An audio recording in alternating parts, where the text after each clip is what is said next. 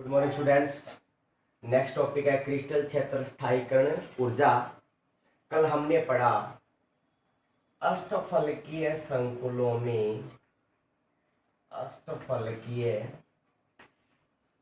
अष्टफलकीय संकुलों में विपाटन, चतुष्फलकीय संकुलों में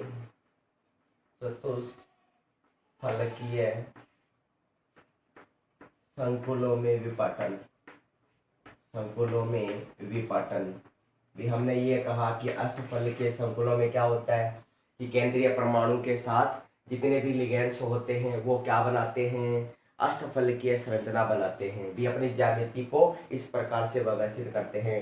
अब हम बात करेंगे कि इन संकुलों में जो विपाटन होता है उस विपाटन के लिए क्रिस्टल क्षेत्र स्थायीकरण ऊर्जा होती है, जिसको हम बोलते हैं CFSE। CFSE का मतलब क्या हुआ? Crystal field stabilisation energy. Crystal field stabilisation energy, इसके बारे में हमने पढ़ा कल। तो आज हम इसके बारे में पुनः रिपीट कर रहा हूं कि क्रिस्टल क्षेत्र स्थायीकरण ऊर्जा हम पढ़ेंगे अष्टफलकीय संकुलों में और चतुष्फलकीय संकुलों में। और इसका हमने क्या कहा था कि अष्टफलकीय संकुल होते हैं उसमें केंद्रीय परमाणु 6 लिगेंड के द्वारा घिरा हुआ रहता है और इसकी जो ज्यामिति होती है वो कैसी होती है? अष्टफलकीय होती है। फिर हमने ये कहा कि अष्टफलकीय संकुलों में विपाटन होता है। विपाटन कैसे होता है कि डी कक्षकों में जो D X square minus Y square होता है और डी जेड स्क्वायर होता है उसका प्रतिकर्षण क्या होता है? अधिक होता है। ठीक है। फिर हमने ये कहा कि अष्टफलकीय संकुल है उसमें पांचों डी कक्षक के पांचों कक्षकों की ऊर्जा क्या होती है? समान, जिसको हम क्या बोलते हैं? समवरस कक्षक कहते हैं। इसके बाद हमने ये कहा कि क्रिस्टल फील्ड थ्योरी के अंदर सबसे पहले यदि हम बात करें अष्टफलकीय, किसकी बात करें? अष्टफलकीय संकुल। अष्टफलकीय संकुल की ऊर्जा क्या होगी? इसकी ऊर्जा के लिए हम बात करें तो ऊर्जा होती है -4n T2G plus 6n Eg। ये ऊर्जा किसके लिए होती है? अष्टफलकीय संकुलों के लिए। क्या निकालते हैं? क्रिस्टल क्षेत्र स्थायीकरण ऊर्जा। इसके बाद हम किसके लिए निकालते हैं? चतुष्फलकीय संकुल के लिए। इसके लिए चतुष्फलकीय संकुल के लिए ऊर्जा निकालेंगे। ठीक है। चतुष्फलकीय संकुल के लिए ऊर्जा निकालेंगे तो ऊर्जा का मान क्या होगा? इसके लिए ऊर्जा का मान हो जाएगा +6n Eg। ठीक है। और प्लस में क्या आएगा, सॉरी माइनस में क्या आएगा? 4n क्या आ जाएगा? T2G। तो इस प्रकार ये किसके लिए हो जाएगी? चतुष्फलकीय संकुल के लिए क्या आ जाएगी? ऊर्जा आ जाएगी। ठीक है। भी क्रिस्टल क्षेत्र विपाटन में हमने इस ऊर्जा के बारे में पढ़ा। तो आज हम बता रहे हैं कि क्रिस्टल फील्ड स्टेबलाइजेशन एनर्जी के लिए अष्टफलकीय संकुल की ऊर्जा क्या होती है? -4n T2G प्लस 6n क्या होता है? Eg। और चतुष्फलकीय संकुल की ऊर्जा क्या होती है? +6n Eg और माइनस में क्या होता है? 4n क्या होता है? T2G। तो इस प्रकार ये होती है क्रिस्टल क्षेत्र स्थायीकरण ऊर्जा। इसके बाद हम बात करेंगे संकुलों में रंग। नेक्स्ट टॉपिक अपना संकुलों में रंग। भी संकुलों के रंग रंगीन के होते संकुल। तो नेक्स्ट टॉपिक है संकुलों के रंग। संकुलों के रंग। संकुलों के रंग का मतलब क्या हुआ कि जब किसी वस्तु पर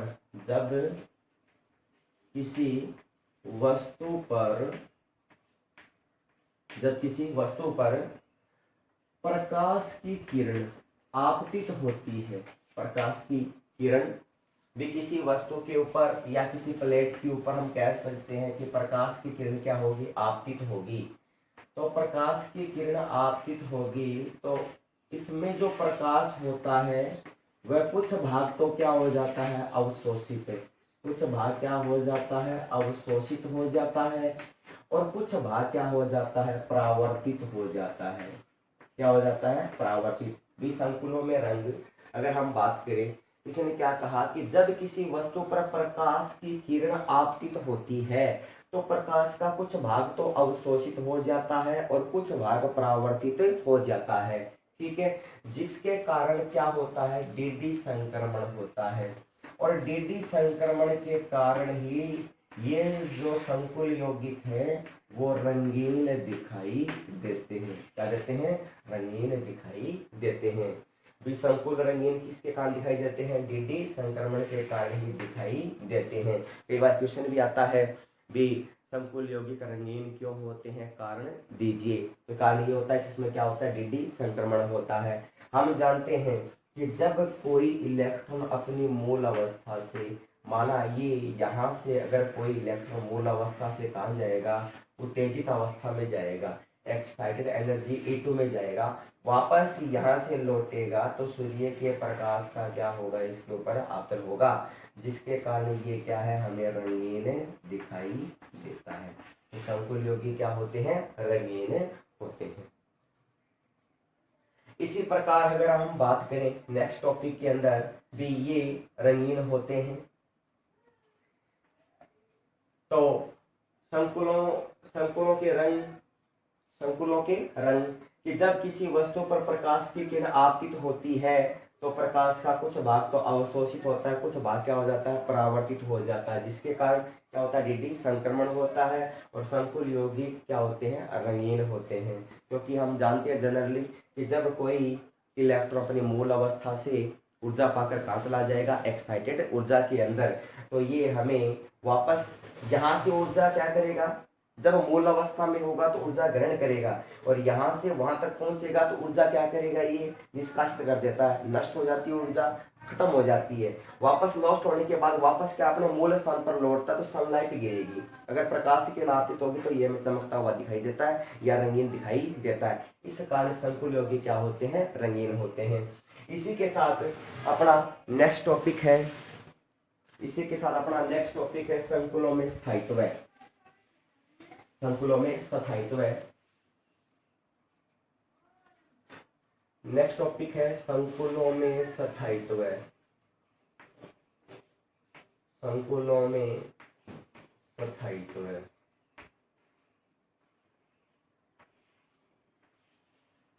संकुलों में स्थायित्व है। आप जानते हैं कि लगभग संकुल स्थायी होते हैं। लगभग संकुल क्या होते हैं, स्थायी होते हैं। वे लगभग संकुल क्या होते हैं, स्थायी होते हैं।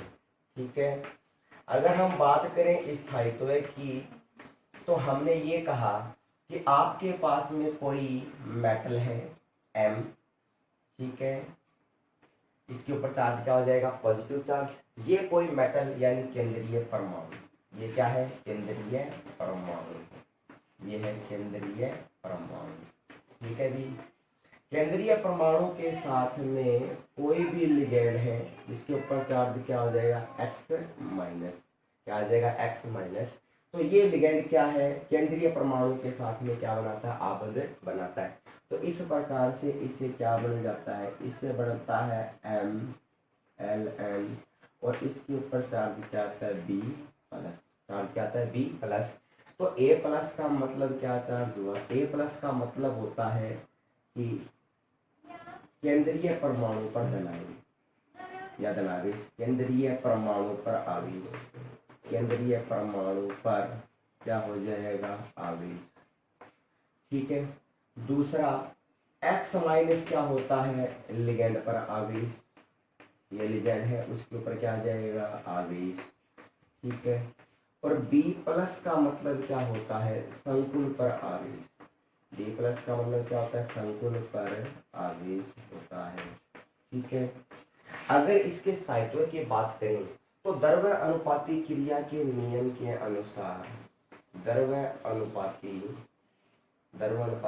क्रिया के नियम के अनुसार, द्रव्यपाती क्रिया के नियम के अनुसार, द्रव्यपाती क्रिया के नियम के अनुसार अगर बात करें तो Ks क्या होता है, स्थायित्व कांस्टेंट, स्टेबिलिटी कांस्टेंट। Ks बराबर क्या हो जाएगा, अगर हम द्रव्यपाती क्रिया के नियम के अनुसार लिखें तो द्रव्यपाती क्रिया के नियम के अनुसार क्या हो जाएगा, M केंद्रीय परमाणु क्या आ जाएगा, B प्लस, अपॉन में क्या आएगा, मेटल ए प्लस,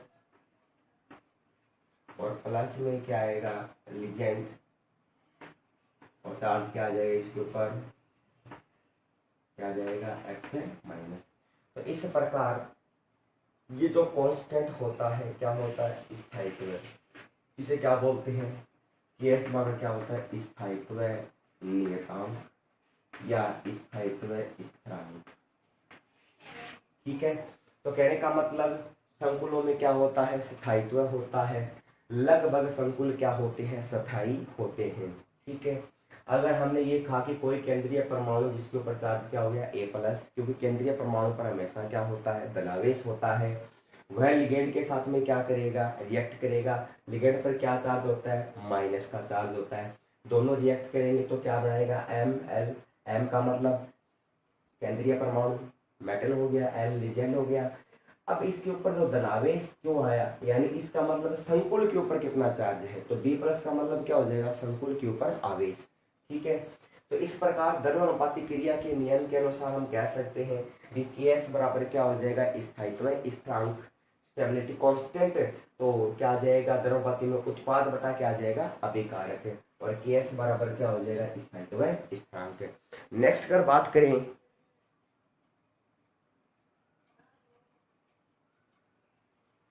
यदि हम बात करें विकेंद्रीय परमाणु के साथ लगभग संकुल क्या होते हैं स्थायी होते हैं, तो इसी के साथ अगर हम बात करें नेक्स्ट संकुलों में स्थायित्व किस प्रकार से होता है, कांस्टेंट होता है वो स्थायित्व क्या होता है समानुपाती, जितना ज्यादा क्या होगा स्थायित्व, अब ये कह सकते क्या कह सकते हैं Ks इज प्रोपोर्शनल टू क्या आ जाएगा स्थायित्व, क्या आ जाएगा स्थायित्व।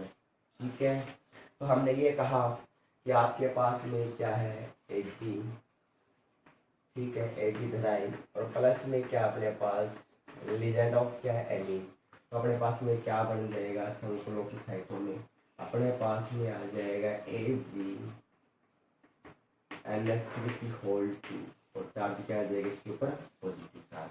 ठीक है, अगर इसी प्रकार से हमने ये कहा कि संकुल Hg है और इसके साथ हमें क्या करना 2 साइनो माइनस क्या करेगा रद्द करेगा, तो अपने पास में क्या बन जाएगा AgCN की क्या आ जाएगी होल 2, और चार्ज क्या आ जाएगा इसके ऊपर माइनस का, क्या आ जाएगा माइनस का। अगर इसी प्रकार हम बात करें कॉपर 2 प्लस, अगर हमारे पास में क्या है लीजेंड 4NH3, तो ये यहाँ से क्या बना लेगा ये बनाएगा कॉपर, और क्या आएगा NH3 की होल 4। अब आप देखो यहाँ पर चार्ज कितना पॉजिटिव प्लस का 2 आ जाएगा। इसी प्रकार कॉपर 2 प्लस, और यहाँ पर क्या आ जाएगा अपने पास 4 साइनो। ठीक है, तो संकुल यौगिक में कैस्ट क्या आएगा अपने पास कॉपर, और यहाँ पर क्या आएगा Cn की होल 4, और यहाँ पर क्या आएगा माइनस का 2, क्या आ जाएगा माइनस का 2।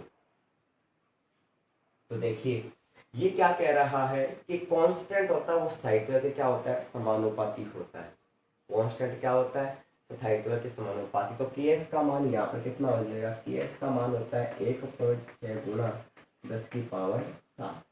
अगर इसके लिए बात करें Hg साइनों के लिए, तो इसका कांस्टेंट का मान कितना होता है Ks बराबर होता है 5.4 गुना 10 की पावर 21।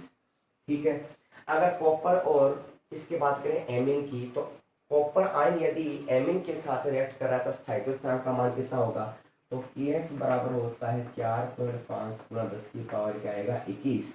ठीक है, और कॉपर और साइनों के लिए कितना आ जाएगा कांस्टेंट है, तो Ks बराबर होता है 2 गुना 10 की पावर 28। तो इसका मतलब ये हुआ कि इसके स्थायित्व में क्या हो जाती है वृद्धि हो जाती है, स्थायित्व में क्या होती है वृद्धि, जैसे आवेश में वृद्धि होगी स्थायित्व में क्या होगी वृद्धि होगी। तो ये कह सकते हैं कि कांस्टेंट होता है वो स्थायित्व के क्या होता है समानुपाती होता है। इसी के साथ अपना नेक्स्ट टॉपिक देखिए, नेक्स्ट टॉपिक है अपना स्थायित्व को प्रभावित करने वाले कारक, स्थायित्व को प्रभावित करने वाले कारक। स्थायित्व को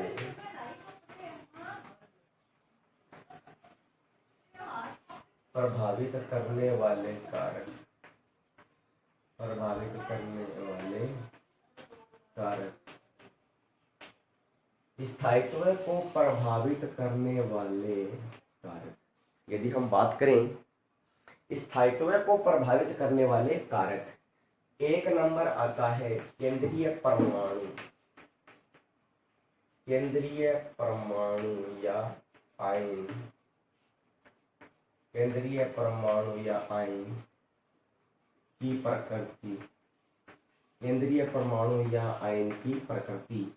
इसने क्या कहा कि केंद्रीय परमाणु या आयन पर आवेश बढ़ने पर, ये केंद्रीय परमाणु या आयन पर क्या बढ़ने पर, आवेश बढ़ने पर इसकी त्रिज्या में क्या होती है, कमी होती है, त्रिज्या में क्या होती है, कमी।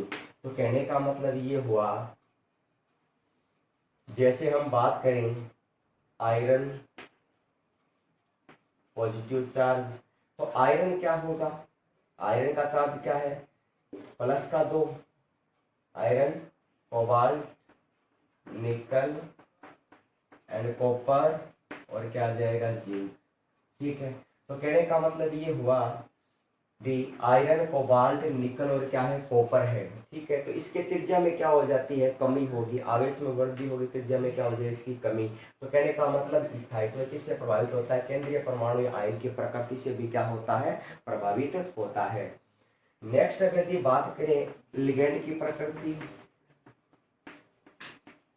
लिगेंड की प्रकृति कि जितने भी लिगेंड होते हैं वो क्या होते हैं, क्षारीय होते हैं। क्या होते हैं, क्षारीय, और उसमें क्या होती है, इलेक्ट्रॉन देने की प्रवृत्ति होती है, इलेक्ट्रॉन त्यागने की क्या होती है, प्रवृत्ति होती है, इलेक्ट्रॉन त्यागने की प्रवृत्ति होती है।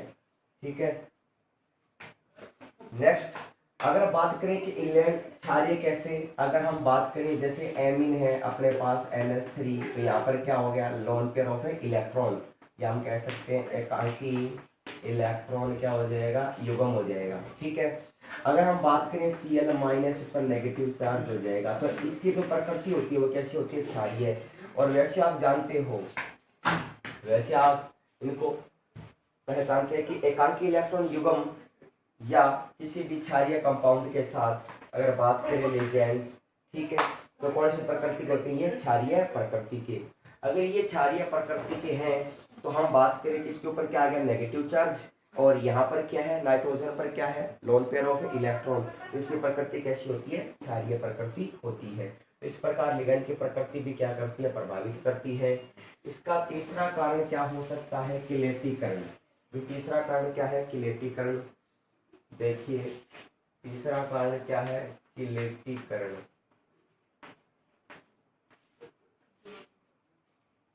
तीसरा कारण हो सकता है किलेटीकरण। किलेटीकरण का मतलब क्या होता है, किलेटीकरण लिगेंड हमने कल पढ़ा था उस नेक्स्ट टॉपिक में कि कोई भी केंद्रीय परमाणु होता है, कोई भी केंद्रीय परमाणु, और उससे जो लिगेंड होता है वो एक वलयाकार संरचना के रूप में घिरा हुआ रहता है, यानी एक वलयाकार संरचना का निर्माण करता है।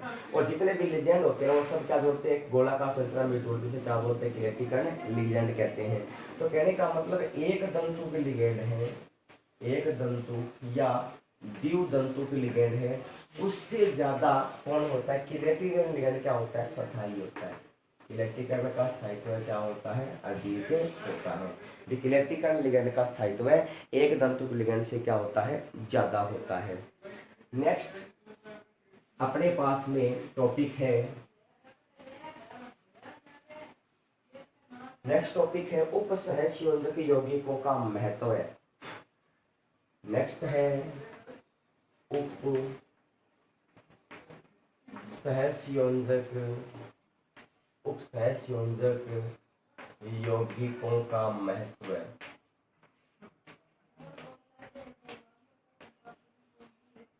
उपसहसंयोजक यौगिकों का महत्व या संकुल यौगिकों का महत्व क्या है। एक नंबर हम बात करें कि संकुल यौगिक, जितने भी परमाणु हैं, जितने भी परमाणु हैं उनका जो परीक्षण किया जाता है, क्या किया जाता है, परीक्षण। वो जितने भी परमाणु हैं, जैसे अगर हम बात करें सोना, एयू, चांदी, ठीक है, प्लेटिनम आदि का जितना भी निष्कर्षण किया जाता है वो किससे करते हैं, उपसहसंयोजक यौगिकों के साथ करते हैं। ठीक है, नेक्स्ट बात करें, अपने पास में आता है BAL, बेल। बी का मतलब होता है ब्रिटिश, ब्रिटिश। और एल का मतलब क्या होता है, एंटी लूसाइड, एंटी लूसाइड, ब्रिटिश एंटी लूसाइड, जो क्या है विष के उपचार में काम आता है, विष उपचार में, जैसे कैडमियम हो गया, मरकरी हो गया आदि के उपचार में इसका उपयोग किया जाता है। नेक्स्ट बात करें, अपने पास में मैग्नीशियम है। मैग्नीशियम ये क्लोरोफिल संकुल होता है, यानी क्लोरोफिल में पाया जाता है। पत्तियों का रंग कैसा होता है, हरा होता है। पत्तियां भोजन बनाने का काम करती है। इसमें कौन सा संकुल होता है, मैग्नीशियम होता है। नेक्स्ट बात करें, मानव रक्त। मानव रक्त क्या होता है, हीमोग्लोबिन। क्या होता है, हीमोग्लोबिन। तो हीमोग्लोबिन का रंग कैसा होता है, लाल होता है। ठीक है, तो उसमें कौन सा वर्ण होता है, आयरन होता है। क्या होता है, आयरन होता है। ठीक है, इसी प्रकार हम बात करें सिस प्लेटिनम, सिस प्लेटिनम। तो सिस प्लेटिनम का जो उपयोग है वो कैंसर के उपचार में किया जाता है, कैंसर उपचार के रूप में किया जाता है। प्लेटिनम Cl2 और क्या आता है, Cl2। प्लेटिनम NH3 की होल2 और क्या है, Cl2। तो ये कैंसर के उपचार में काम आते हैं, इसे बोलते हैं सिस प्लेटिनम। तो इस प्रकार उपसहसंयोजक यौगिकों का क्या है, महत्व है। क्या है, महत्व। इसी के साथ नेक्स्ट टॉपिक है अपना उपसहसंयोजक यौगिकों का नामकरण। उपसहसंयोजक यौगिकों का नामकरण क्या है, उप सहसंयोजक, उपसहसंयोजक यौगिकों का, उपसहसंयोजक यौगिकों का नामकरण।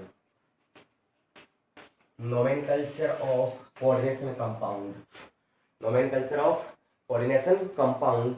तो नामकरण करने से पहले अगर हम बात करें, नामकरण करने से पहले अगर हम बात करें, उपसहसंयोजक यौगिकों में नामकरण करने से पहले इसके कुछ नियम हैं। उस नियम की यदि हम बात करें, एक नंबर नियम क्या है, भी संकुलों में, संकुलों में जितने भी संकुल है उन संकुलों में केंद्रीय परमाणु पर क्या होता है, धनावेश होता है। केंद्रीय परमाणु पर क्या होता है, धनावेश।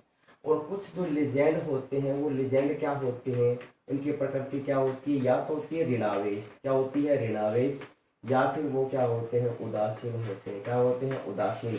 नामकरण करते हैं तो नामकरण करेंगे यदि किसी भी केंद्रीय परमाणु पर धनावेश है, केंद्रीय परमाणु पर क्या है, धनावेश, तो नाम उसका यथावत लिखा जाता है। यथावत मतलब जैसा है वैसा ही लिखेंगे। जैसे कोबाल्ट है तो उसको हम क्या लिखेंगे, सीधा कोबाल्ट लिखेंगे। ठीक है, इसी प्रकार उपसहसंयोजकों में तीसरा पॉइंट है अपना भी, इनका जो नामकरण है लिजेंड का, वो नामकरण अंग्रेजी वर्णमाला के क्रम के आधार पर किया जाता है।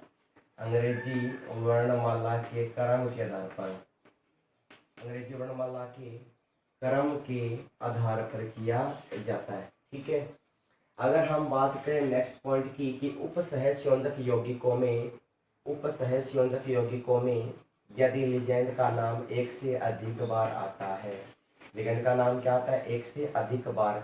यदि मान लो 2 हाथों से क्या लिखेंगे, डाई। अगर 3 हाथों से क्या लिखते हैं, ट्राई। 4 को क्या लिखते हैं, टेट्रा। और 5 को क्या लिखते हैं, पेंटा। 6 को क्या लिखते हैं, हेक्सा। और 7 को क्या लिखेंगे, हेप्टा। और 8 को क्या लिखेंगे, ऑक्टा। ठीक है, कई बार ऐसा भी होता है कि द्विदंतुक लिगेंड 2 बार आ जाए। द्विदंतुक, द्विदंतुक लिगेंड यदि 2 बार रिपीट होता है तो उसके लिए हम क्या लगाते हैं, 2 के लिए क्या लगाएंगे, 20।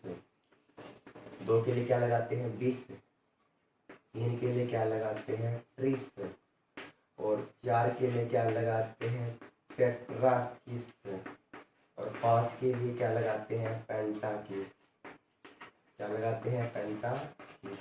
ठीक है, तो ये इस प्रकार से नामकरण किया जाता है। नेक्स्ट यदि बात करें पॉइंट की, तो अपने पास में है नेक्स्ट पॉइंट कि अंग्रेजी वर्णमाला के धारपन का यूज किया जाता है उपसहज संयोजक यौगिकों का नामकरण करते हैं। नेक्स्ट एंड लास्ट टॉपिक अपना क्या है कि कई बार क्या होता है सेतु आबंध का निर्माण होता है। किसका होता है? सेतु आबंध का निर्माण होता है। सेतु आबंध का निर्माण। तो सेतु आबंध का जब निर्माण होता है उसके लिए क्या लगाते हैं? म्यू लगाते हैं। क्या लगाते हैं? म्यू। ठीक है, तो इस प्रकार से इनको म्यू शब्द से जोड़ देते हैं। तो अपन पढ़ते हैं नोमेनकल्चर। देखिए कैसे एग्जाम्पल के रूप में यदि बात करें अपने पास में क्या है,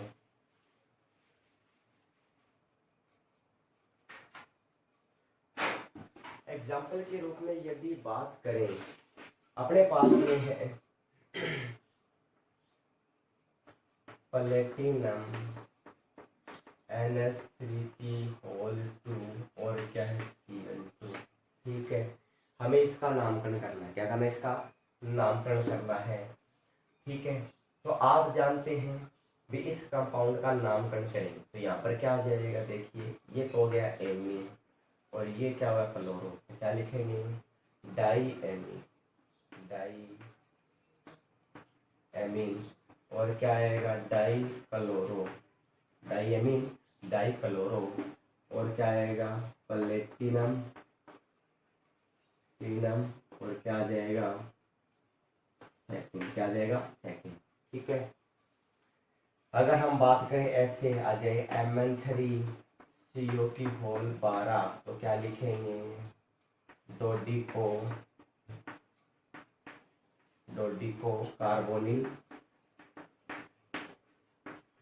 कार्बोनिल और ट्राई क्या आ जाएगा? मैग्नीज। ठीक है, और इसकी ऑक्सीकरण क्या हो जाएगा? 0, क्योंकि कार्बोनिल क्या है? उदासीन लिगेंड है। नेक्स्ट यदि बात करें एग्जांपल की, अगर ऐसा आ जाए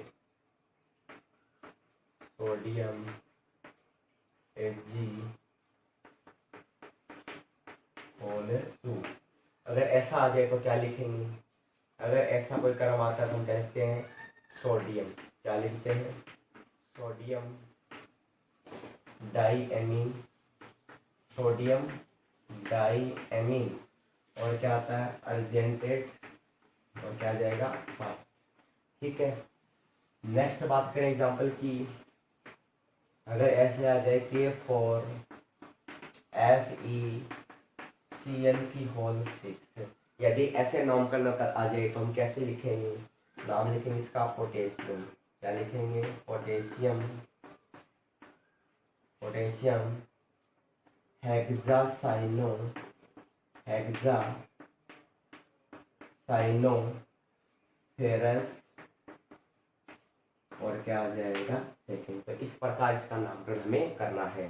ठीक है, तो कहने का मतलब नोमेनकल्चर बहुत ही आसान है, लेकिन नोमेनकल्चर में सबसे पहले पढ़ने से इसके कुछ नियम है, उस नियम के हमें पता होना चाहिए और इस नियम की जानकारी के द्वारा हम क्या कर सकते हैं? यौगिकों का नामकरण कर